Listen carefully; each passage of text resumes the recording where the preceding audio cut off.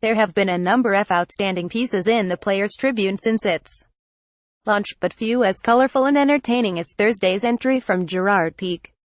The Barcelona star centre-back spilled the beans on any number of funny stories in his post, from Roy Keane's cell phone anger and Sir Alex Ferguson's guiding hand to Lionel Messi's greatness and more. Zlatan and MLS and auto success, but perhaps most interesting was his take on the grief he's received for supporting the vote for Catalan independence. Pique points out that he's been proud to represent the Spanish national team, but won't veer from his democratic beliefs. And guess what? Even in Spain, athletes rightly bristle at the "stick to sports" crowd. It's funny, I noticed some people in America have started telling the NBA players to just shut up and dribble when they express their opinions on real problems in society. It's ridiculous, no? It's the same here in Spain. They say, just shut up and play football. It's all you know. Sorry, but I will not just shut up and play. It's not all I know. There's a lot more depth to footballers than most people realize, and I think it's important that we express ourselves and our views. Follow at Nicolas Mendola. The only question is his knee at his age. Zlatan Ibrahimovic is coming to Major League Soccer. Having confirmed his departure from Manchester United, the announcement that the living Swedish legend is joining the LA Galaxy is expecting next week. More MLS weekend preview. Some have asked whether he'll cut muster in the league, to which we point to the lead. Few players have arrived to MLS with as dominant a career as Ibrahimovic, and the Swede would need his knee to fall apart in order to fail in California. The man's game isn't based on speed, but it does require his abnormal power and grace. He scored just once for United in very limited time this season, but don't forget how dangerous he was against Premier League and Europa League defenses last season. He scored 28 goals with 10 assists last season, with 17 and 5 coming in league play.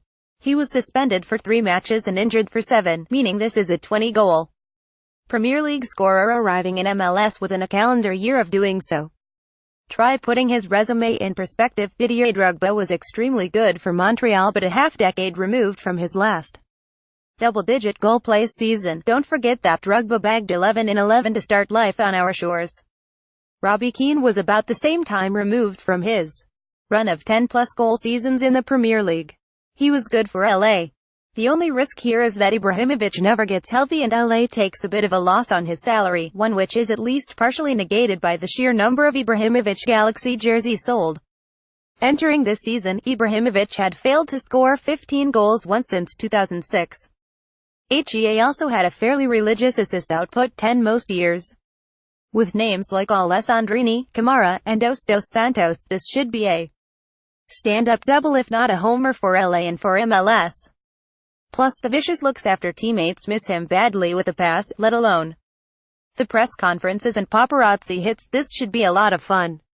Follow at Nicolas Mendola. It's an international break, and Major League Soccer is only sorta observing it. More than half of the league's clubs will participate on Saturday match days, with several shorthanded by national team duty. More Southgate on racism in football. Columbus won't have Zach Steffen and Will Trapp for a visit from DC United, who is missing Zoltan Stieber, Bruno Miranda, and O'Neal Fisher, while the Red Bulls will be without Tyler Adams, Kemar Lawrence, and Michael Murillo for Minnesota United's visit. NYCFC won't have Alexander Ring, Ronald Matarrita, and Rodney Wallace. Portland's without David Guzman and Andy Polo, and Sporting KC loses Daniel Saloy. The Whitecaps won't have center-back Kendall Wasdone, while opponents LA Galaxy are without Ola Kamara. New England Revolution vs. New York City FC, 1:30 p.m. ET Saturday. Brad Friedel's New England Revolution, purposely lower pace, is making believers out of its players. It would take a giant step if it could slow the NYCFC juggernaut. The visitors have allowed just 1 goal in their 3-0 start. For the hosts, Friedel has made his mark in a way that mostly makes you wonder what in the world Jay Heaps was doing.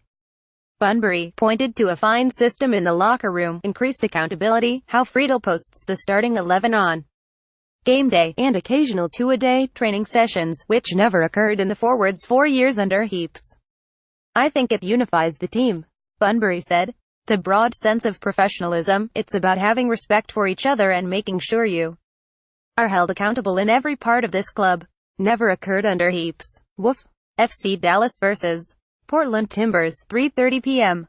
ET. Saturday. FCD had an uninspiring ending to their CONCACAF Champions League dreams. But that's little compared to the Timbers' 0-2 start under Gio Savarese. A trip down south isn't a surefire way to right the ship. Vancouver Whitecaps vs.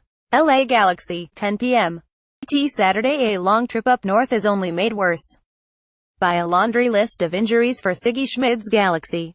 We're only listing it amongst our top 3 because an LA win would be wildly impressive given the Caps' strong start. Elsewhere. Columbus Crew vs. DC United, 6 p.m. ET. Saturday. New York Red Bulls vs. Minnesota United, 7 p.m. ET. Saturday. Colorado Rapids vs. Sporting KC, 9 p.m. ET. Saturday. Follow at Nicolas Mendola. Jose Mourinho's been having a little fun on his international break, managing a team of superstars including Jamaican sprinter Usain Bolt in a charity match. More. Southgate talks racism in football. Speaking CNN as part of a publicity run, Mourinho was asked about Manchester United's second-place campaign and disappointment after dropping out of the UEFA Champions League. Mourinho reiterated his position that United is a team in transition, and that the season is going along at an acceptable clip. I understand the frustration, I understand the sadness of being knocked out in the Champions League. But I don't understand anything more than that, Mourinho said to CNN's Amanda Davies. United has scored the third most goals in the Premier League, and allowed the fourth fewest. It's drastically reduced its propensity to draw matches, which hurt its table position last season, and has already surpassed last season's goal total. 2 more wins, 10 goals better differential, and the list goes on, but unfortunately also includes crosstown rivals running away with the league and still alive in the UCL. Of course in the future we want to have 19 clubs behind us, but this is the reality, said Mourinho. And the reality is for people with brain, with sense, with common sense, with knowledge of what sports is, we are in a moment of transition. Being in a moment of transition and still manage to do what he did last season and win trophies, and to do what we are trying to do this season, which is still trying to win a trophy and try to be second, because in this moment it's the only top position that is possible for us to get. I think we are in a good position. Disagree? Follow at Nicolas Mendola. Credit England boss Gareth Southgate for honesty. The national team manager was asked about the plethora of stories regarding racism in Russian football ahead of this summer's World Cup. More. PSG punished for incidents versus Real. Given the climate between Russia and England, there are any number of roads he could have taken in reply. Suffice it to say, he chose the high one. Pointing out that racism is everywhere, Southgate used the example of kick-it-out manager Troy Townsend showing the coach some racist comments posted on a photo of English youth national team. Our teams mix and the youngsters look up to the senior team, said Southgate. I know most of those young players really closely and I've seen them come through. To see them abused in that way is absolutely disgusting. When we speak about other countries, I find it difficult to deflect what we've seen there. I don't think we should just talk about racism in Russia. We have got to get our own house in order. There are still things going on in our own country around racism that aren't correct. We keep pointing the finger at Russia, where we are going to be guests in the next couple of months, but we haven't resolved the issue in our own country, and until we do, I think we should stop firing those things off elsewhere. Full marks to Southgate for that. Now more folks need to turn words into action and cut the vile comments off at the knees. Follow at Nicolas Mendola.